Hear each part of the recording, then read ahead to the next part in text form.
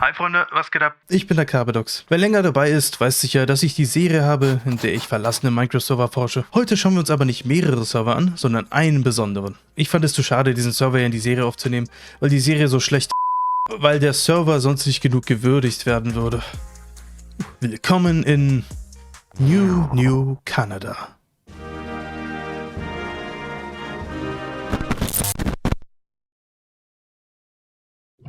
Ah, der Spawn.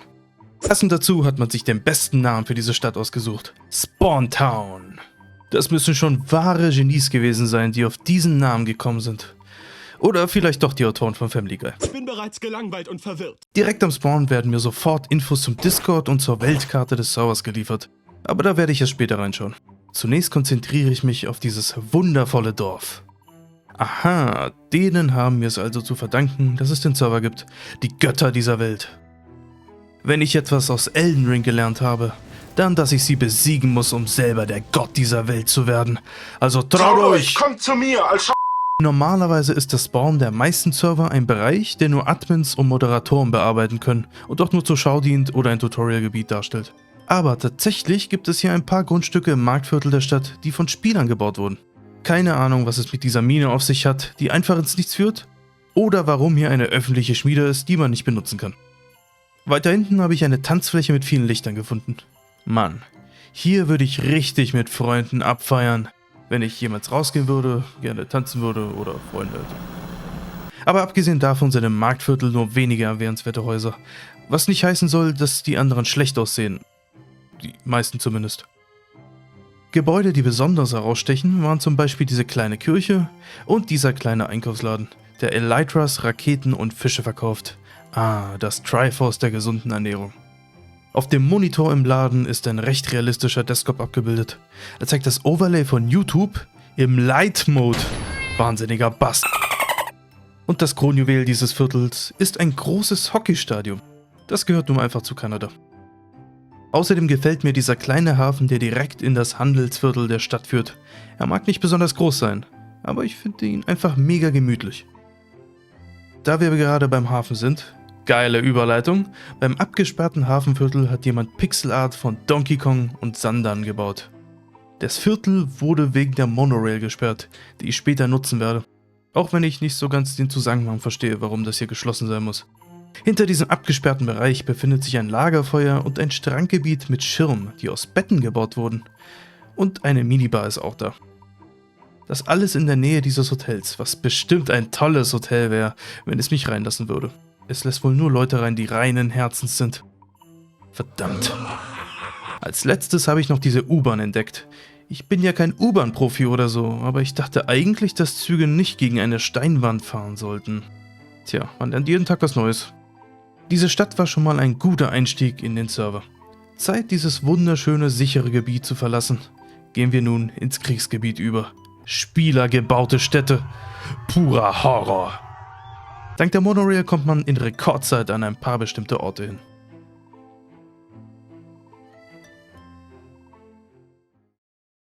Herzlich willkommen in Earth City, die erste Stadt auf dem Server. Baujahr 2011. Sieht von außen wie eine typische Metropole mit einer Menge Hochhäuser aus. Von innen sieht man, dass viele dieser großen Gebäude riesige Brocken aus Stein und Glas sind. Bei einigen Häusern habe ich diese Schilder gesehen, die aussagen, dass ein paar Häuser abgerissen werden sollten, ist aber offensichtlich nie passiert. Viele Dinge sind hier komplett aus Erde, Stein und oder Cobblestone gebaut.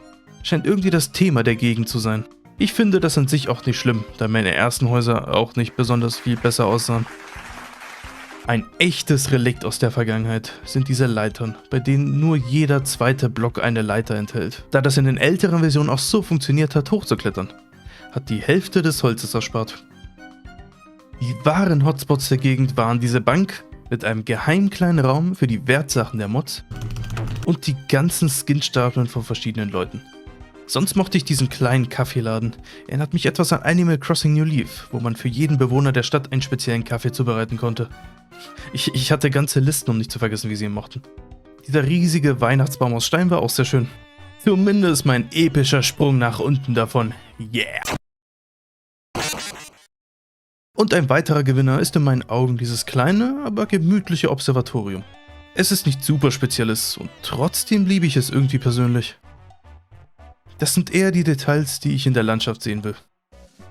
Unten wartet uns auch noch eine U-Bahn, die uns in 2 verschiedene Städte bringt, die wir uns später anschauen werden. Außerdem gibt es eine Kanalisation. Sie hat keinen echten Nutzen, gefällt mir aber aus demselben Grund wie das Observatorium. Ich finde, wir sollten in Spielen wieder solche kleinen nutzlosen Details einbauen, so wie die Halsabschneidergasse in WoW. Ja, sie heißt wirklich so. Zeit zu verschwinden, bevor die Cops auftauchen. Ab in die nächste Stadt. Attention all units. We've got an officer in need of assistance. Oh, was ist denn das hier für eine Gegend? Nur ein ganz normales Dorf mit einigen mittelalterlichen Gebäuden. Das Dorf hat einen hübschen Hafen mit einem recht großen, leeren und irgendwie viel zu futuristischen Handelsschiff. Eine recht große Mauer, die aber nicht mal die Hälfte des Dorfes umrundet. Und vor dem Dorf ist noch ein weiterer Hafen, der mich an einen Hafen aus GTA San Andreas erinnert. Recht große leere Fläche mit einer wundervollen Aussicht auf rein gar nichts. Ist schön, so mag ich es am besten. So muss sich der Imperator fühlen, wenn er aus dem Todesstern rausschaut. Interessanter Ort. Der kommt mir sehr vertraut vor. Hier bin ich doch schon mal gewesen. Einen Augenblick. Ist das ein Drache? Metal, Leute. Ja genau, das Dorf ist doch nichts Gewöhnliches. Da habe ich dich ziemlich verarscht, was? Es sind ein paar Innenräume direkt aus Skyrim nachgebaut. Ich habe mich sehr gefreut, dass ich das sofort erkannt habe. Wenn ich ein guter Videocutter bin, werde ich die Minecraft-Gebäude mit den Skyrim-Gebäuden vergleichen. Sag Bescheid, wenn ich aufhören soll.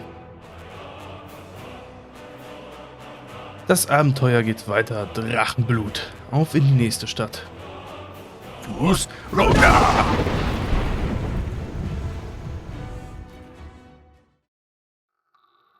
Willkommen, Genosse. Mann, das ist leider echt nicht gut gealtert. Diese Stadt ist sehr stark an das kommunistische Russland angelehnt. Und ach du Kacke. Immer als ich dachte, ich habe jetzt genug Bildmaterial, fand ich immer mehr und mehr interessante Sachen zum Erkunden. Das hat so viel Spaß gemacht, einfach durch die Gegend zu laufen und immer mehr zu entdecken, was ich vorher übersehen hatte. Das erste, was ich bewunderte, war diese Steinpyramide, die, wie sich herausstellte, gar keine Pyramide ist, sondern eine Ansammlung von 98 Panzern und 4 Helikoptern. Ja, ich habe nachgezählt. Erinnert mich an die Szene aus der neuesten Star Wars Trilogie. Und die untere Seite der Plattform ist nicht leer. Nein, sie hat einen gewaltigen Raum, ausgeschmückt mit roten Teppichen, Flaggen und Rüstung, die zu einem Thron führen. Diese Hochhäuser sehen alle so unterschiedlich aus und sind immer ein wahrer Augenschmaus. Ich kann mich nicht satt sehen. Es reicht ja nicht, dass weiter hinten ein Globus gebaut wurde. Das ist nämlich außerdem ein Zoo mit allen möglichen Tieren und Monstern. Und wegen diesem Zoo mit aktuellen Tieren, wie diese Kamele, die erst letztes Jahr ins Spiel kamen, habe ich mich im Discord schlau gemacht. Und ich bin ein YouTuber. Mich schlau zu machen ist so ziemlich das Schwerste, was es auf der Welt gibt. Diese Stadt hier ist die letzte Bastion der aktiven Spieler. Allerdings sind die relativ aktiven Spieler nur die Moderatoren des Servers. Und sie unterhalten sich serverbezogen auch nur über diesen Zoo, der übrigens noch nicht fertig ist. Als nächstes sollen Riesen ergänzt werden. Die Katzen haben in ihrem Gehege ja übrigens ein kleines, halbes Haus. Das ist meiner professionellen Meinung nach sehr putzig. Unterhalb des Museums war dieses Loch, bei dem ich mir wegen meinem Shader nicht sicher war, ob da Wasser drin ist oder nicht. Da ich aber kein Feigling bin ich runtergesprungen, ohne darüber nachzudenken und kam zum Glück lebend wieder raus. Dumme Menschen haben immer Glück. In der Nähe des Flusses werden Bosse zum Anschauen beworben, aber das ist wohl noch nicht fertig. Genau wie das Monsterviertel. Die die Metpobahn, führt in alle Richtungen gegen eine Steinwand. Perfekt. In der Innenstadt erwartet uns der freundliche Wither aus der Nachbarschaft, der endlich genug Geld gesammelt hat, um sich ein Haus zu kaufen. Ich freue mich für ihn. Und gleich daneben hat jemand beschlossen, ein Doppelgebäude aus Eis neben ein Big Ben zu bauen. Hätte niemals gedacht, dass ich diesen Satz so ausspreche. Als ich dann endlich genug hatte, entdeckte ich ein Krankenhaus am Meer. Wie auch immer ich das übersehen konnte. Jedes Stockwerk ist mit einem eigenen Thema bezeichnet. Dann gibt es noch in der südlichen Region, weit weg von der Stadt, eine unfertige Festung. Zeit zu gehen, bevor ich noch mehr coole, interessante Sachen finde.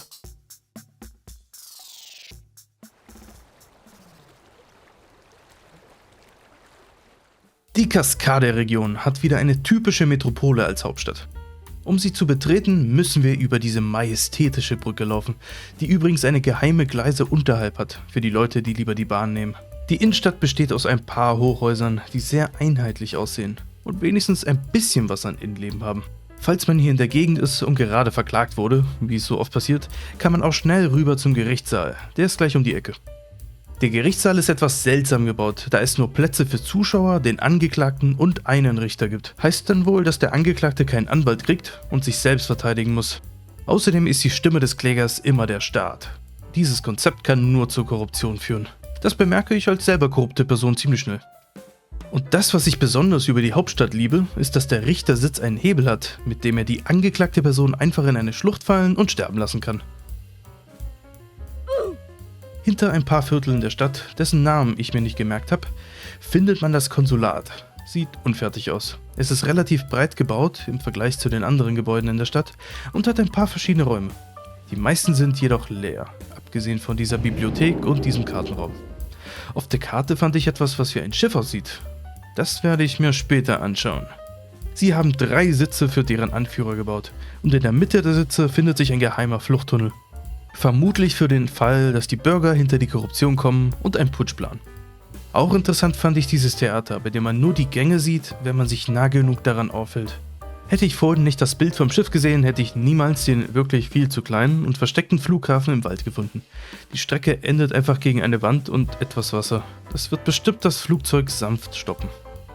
Das Schiff sieht schon echt gut aus. Auch wenn ich nicht verstehe, wie ein Schiff aus Stein oben schwimmen kann. Aber ich meine, Metall kann auch rumschwimmen, oder? Vielleicht funktioniert das auch? Es hat 2 kleine Flugzeuge auf sich, ist jedoch kein richtiger Flugzeugträger, da die Landebahn fehlt. Im Inneren sieht man etwas Redstone-Technik, um die Lichter zu kontrollieren. Das ist soweit die Hauptstadt. Das alleine finde ich schon als Worldbuilding-Erfahrung sehr gut, was sie da errichtet haben. Jedoch ist das nur die Hauptstadt. Die Cascadia-Region ist jedoch weitaus größer als sie scheint, was man auf der Weltkarte ganz gut sehen kann. Die erste Gegend ist eine große Weizenfarm vor den Toren der Stadt. Die Häuser sind unfertig oder sollen einfach verlassen wirken.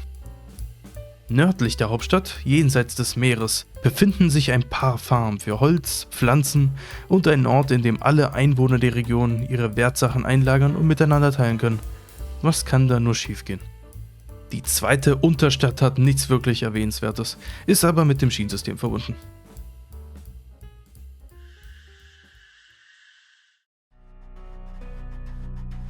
Mount Cheese, Heimat der Dinge. Hier haben wir einmal dieses gigantische Ding. Die Karte beschreibt es als Bobs Anime irgendwas. Ja, die Beschreibung trifft es ganz gut. Zum Glück hat es mal jemand gegrieft, um mal reinzuschauen. Aber ehrlich gesagt werde ich trotzdem nicht daraus schlau. Es beinhaltet nur ein bisschen Natur. Aber was auch immer das ist, man kann nicht sagen, dass es nicht stylisch aussieht. Das andere Ding ist ein phänomenaler Turm, was mich an Saurons Turm aus Herr der Ringe erinnert. Ich habe mir die Mühe gemacht, den Turm zu besteigen, um den Feind ein für alle Mal zu besiegen. Keine Ahnung, wie ich das überlebt habe. Der Aufstieg war voll von Monstern. Die Reise hat sich ein wenig wie eine Filmtrilogie um einen Ring angefühlt. Zeit, sie zu verfilmen. So einen Turm zu bauen braucht jede Menge Talent und vor allem Geduld, gerade im Survival-Mode. Ich kann gar nicht genug ausdrücken, wie beeindruckt ich bin. Außerdem findet sich in derselben Region eine gemütliche Villa mit coolem Swimmingpool davor. Die Villa ist wie die restlichen Bauten hier relativ leer, jedoch sieht der Eingangsbereich trotzdem gut aus. Ein bisschen wie der Eingang in ein 4-Sterne-Hotel. Das Dach ist ein wenig rau und die Gemälde haben überall versteckte Hebel. Wieder eine fantastische Bauleistung. In der Villa ist ein seltsames Loch mit riskantem Sprung, was ich absolut beim ersten Versuch geschafft habe zu überleben. Außerdem befindet sich hier auch, was auch immer das hier ist. Dieser Bob scheint wirklich eine Faszination für Dinge zu haben.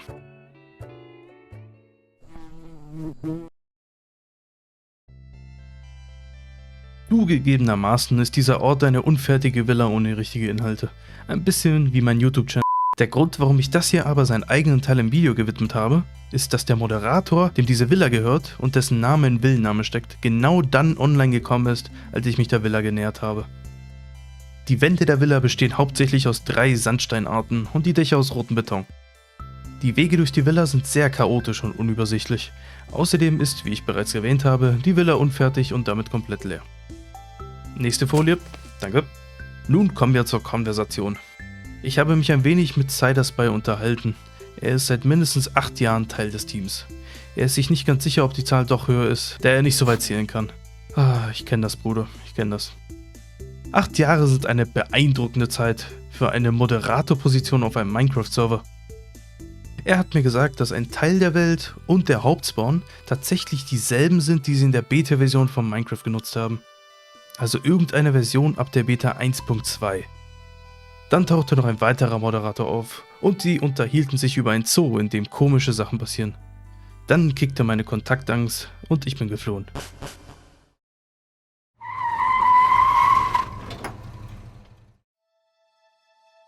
New Tragatayos, Spanisch. Eine massive Region mit zu vielen Städten, um sie alle aufzuzählen. Eine richtige Hauptstadt wie andere Regionen hat diese hier nicht. Dafür ist über die gesamte Fläche so viel verteilt, dass es ewig gedauert hat, alles abzuchecken. Von der Monorail aus wird man durch eine Kathedrale mit steinigen Toren begrüßt. Sie mag innen leer sein, aber das heißt nicht, dass sie keine Geschichte beherbergen kann. Denn rechts vom Eingang ist der geheime Keller, der einige Etagen hat und in geheime Minentunnel führt. Die Kirche hat wohl ein paar Sklaven darunter geschickt, um Erze zu holen und um den Mond zu beschwören. Das ist meine Geschichte und ihr könnt sie nicht ändern, egal ob das die Wahrheit ist. Das Rathaus ist nördlich von der Region. Die Räume sind einigermaßen gut aufgebaut und die Ratsversammlung hat irgendwie eine erdrückende Aura. In derselben Gegend ist eine kleine Burg, die aber innen leer ist. Sieht dafür von außen sehr gut aus. Das trifft auch auf die anderen 300 Burgen zu, die in dieser Region sind. Wer braucht so viele Burgen? Wir sind nicht beim Burgenking. Sollte dir mal langweilig sein, kannst du ja zum Riesenrad am nördlichsten Punkt der Karte reisen. Ist zwar die einzige Attraktion, aber ich meine, ein Riesenrad reicht schon, um meine Aufmerksamkeit zu kriegen. Also bin ich glücklich. Und hier ist die Bahn dieser Region. Innen hat leider jemand beschlossen, überall seinen Dreck hinzuklatschen, bevor das Bauen hier gesperrt wurde. Danke.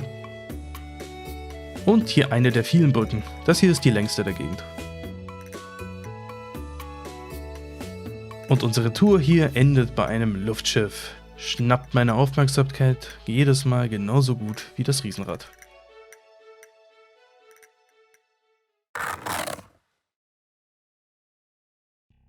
Greg's Palace. Nein, Greg's Place.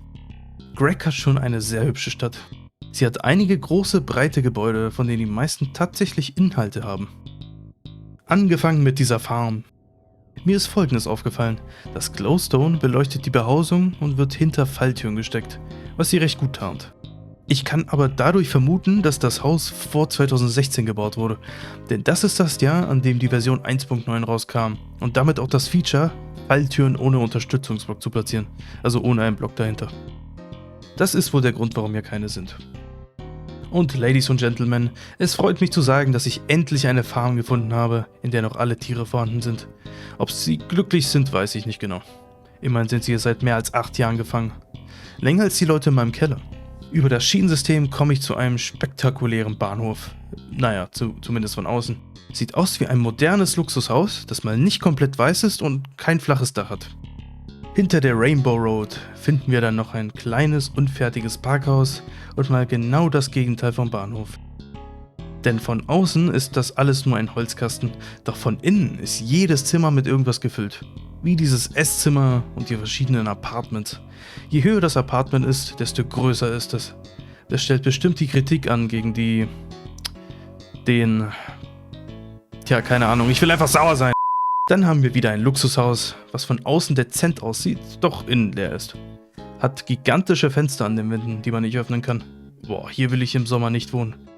Dieses Haus nutzt dieselben Blöcke wie das letzte, ist jedoch viel verwinkelter, hat Balkone und ist grundsätzlich komplexer aufgebaut als das andere. Bei dem letzten Haus habe ich leider keine Ahnung, was passiert ist. Irgendwie fehlen eine ganze Etage und fast der komplette Boden des Erdgeschosses. Und oh mein Gott, hier sind so viele Hunde! Ach.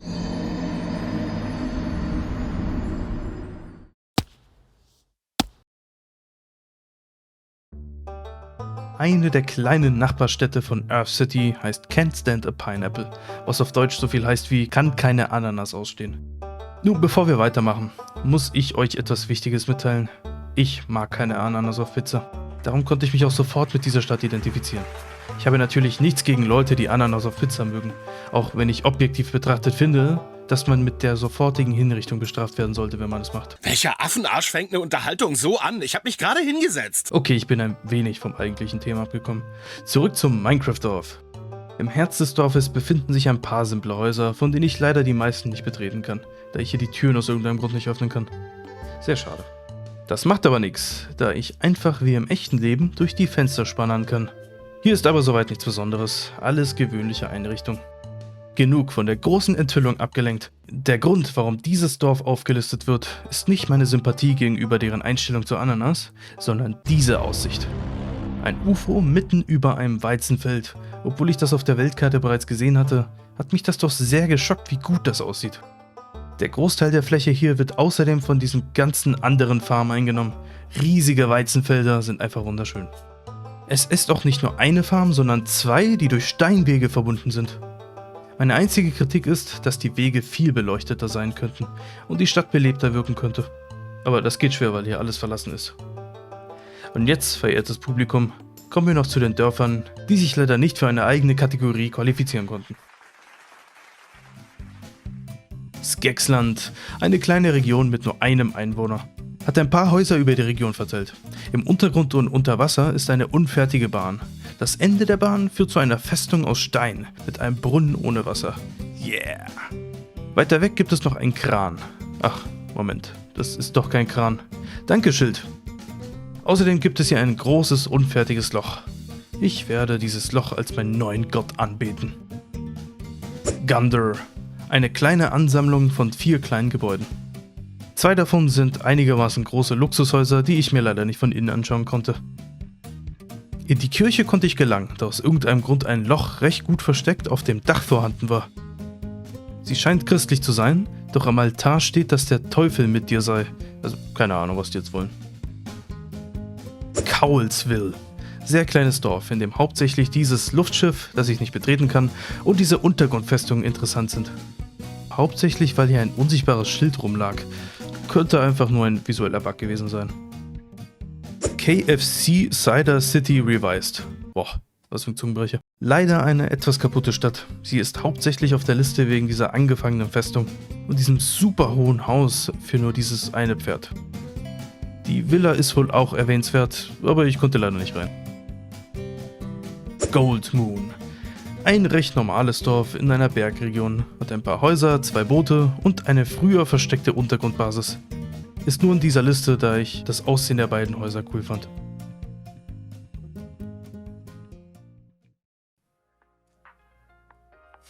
Ja, das war's auch wieder. Ich hoffe, ihr fandet das Thema, also der Server, genauso interessant wie ich.